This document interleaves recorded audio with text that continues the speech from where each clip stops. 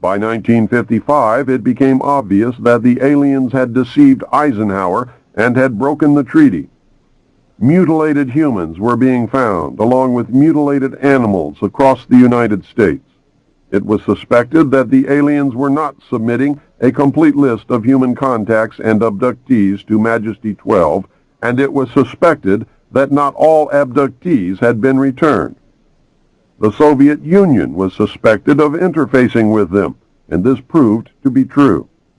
The aliens stated that they had been and were then manipulating masses of people through secret societies, witchcraft, magic, the occult, and religion. You must understand that this claim could also be a manipulation. After several Air Force combat air engagements with alien craft, it also became apparent that our weapons were no match against them. In November 1955, NSC 5412/2 was issued, establishing a study committee to explore all factors which are involved in the making and implementing of foreign policy in the nuclear age. This was only a blanket of snow that covered the real subject of study, the alien question. By secret executive memorandum, NSC 5511 in 1954, President Eisenhower had commissioned the study group to examine all the facts, evidence, lies, and deception, and discover the truth of the alien question. A major finding of the alien study was that the public could not be told. It was believed that this would most certainly lead to economic collapse of the religious structure, and national panic, which could lead into anarchy. Secrecy thus continued. An offshoot of this finding was that if the public could not be told, Congress could not be told. Funding for the projects and research would have to come from outside the government. In the meantime, money was to be obtained from the military budget and from Central Intelligence Agency confidential, non-appropriated funds.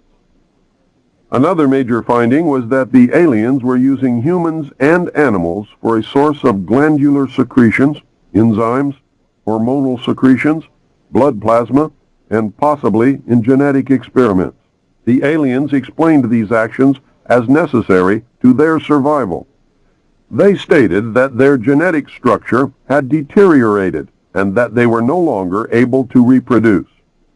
They stated that if they were unable to improve their genetic structure, their race would soon cease to exist.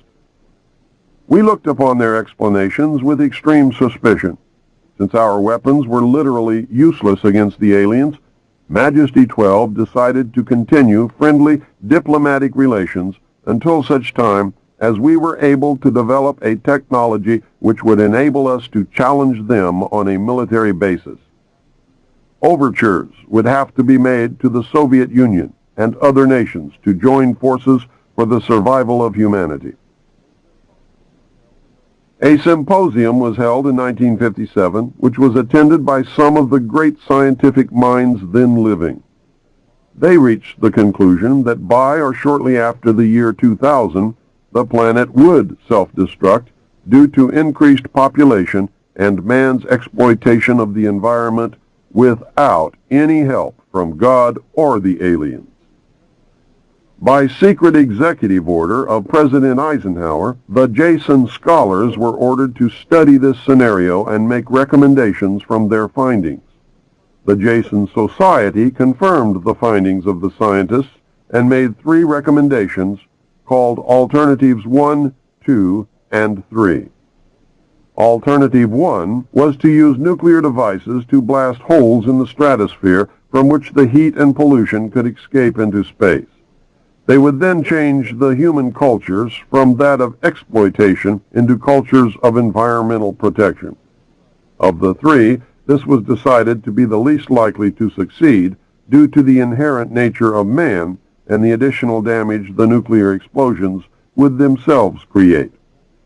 The existence of a hole in the ozone layer may indicate that Alternative 1 might have been attempted. This is, however, only conjecture. Alternative 2 was to build a vast network of underground cities and tunnels in which a select representation of all cultures and occupations could survive and carry on the human race. The rest of humanity would be left to fend for themselves on the surface of the planet. We know that these facilities have been built and are ready and waiting for the chosen few to be notified. Alternative 3 was to exploit the alien and conventional technology in order for a select few to leave the Earth and establish colonies in outer space. I am not able to either confirm or deny the existence of batch consignments of human slaves, which would be used for the manual labor as a part of the plan. The moon, codenamed Adam, was the object of primary interest, followed by the planet Mars, codenamed Eve. I am now in possession of official NASA photographs of one of the moon bases. I believe that the Mars colony is also a reality. As a delaying action, all three alternatives included birth control, sterilization, and the introduction of deadly microbes to control or slow the growth of the Earth's population. AIDS is only one result of these plans. It was decided by the elite that since the population must be reduced and controlled, it would be in the best interest of the human race to rid ourselves of the undesirable elements of our society. Specific targeted populations included blacks, Hispanics, and homosexuals. The joint United States and Soviet leadership dismissed Alternative 1, but ordered work to begin on Alternatives 2 and 3 virtually at the same time. In 1959, the RAND Corporation hosted a deep underground construction symposium. In the symposium report, machines are pictured and described which could bore a tunnel 45 feet in diameter at the rate of 5 feet per hour in 1959.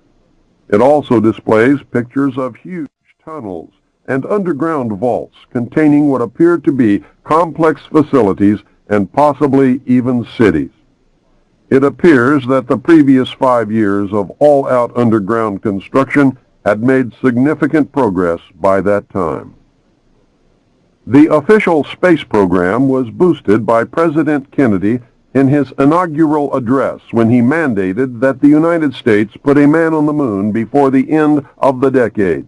Although innocent in its conception, this mandate enabled those in charge to funnel vast amounts of money into black projects and conceal the real space program from the American people. A similar program in the Soviet Union served the same purpose. In fact, a joint alien United States and Soviet Union base existed on the moon at the very moment Kennedy spoke the words. During the United States' initial space exploration and the moon landings, every launch was accompanied by alien craft. On November 20th, 1990, Los Angeles TV Channel 2 announced that a separate red, glowing, round-shaped object accompanied the Space Shuttle Atlantis on its latest classified military mission. That was the first public admission. A moon base, Luna, was photographed by the lunar orbiter and filmed by the Apollo astronauts. Domes, spires, tall round structures which look like silos, huge T-shaped mining vehicles that left stitch-like tracks in the lunar surface, and extremely large as well as small alien craft appear in the official NASA photographs. It is a joint United States and Soviet base. The space program is a farce and an unbelievable waste of money. Alternative 3 is a reality. It is not science fiction. Since our interaction with the aliens began, we have come into possession of technology beyond our wildest dreams. We currently have and fly atomic-powered anti-gravity type craft in Nevada. Our pilots have made interplanetary voyages in these craft and have been to the moon, Mars, and other planets.